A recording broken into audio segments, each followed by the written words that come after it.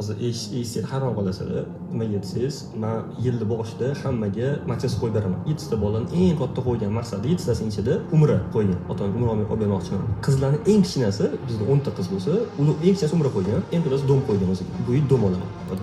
Dunyodagi eng boy odamlarning 10-12% ayollar tashkil qilsa, 88-90% erkaklar tashkil qiladi. Olim va tadqiqotchilarning 30-33% ayollar tashkil qilsa, 67-70% erkaklar tashkil qilyapti. Bu statistika, bu fakt.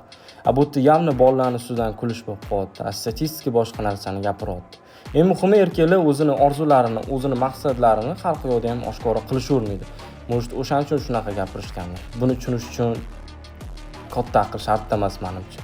Manda ishlagan qizlar, manda o'qigan qizlar 1 yilda mashina olishyapti, boshqa qilishyapti deb qizlarning pulini shilishmi maqsad, yo женское внимание yetishmayaptimi, qizlarning auditoriyasi kerak bo'lib qolganmi, bunisi menga qorong'u.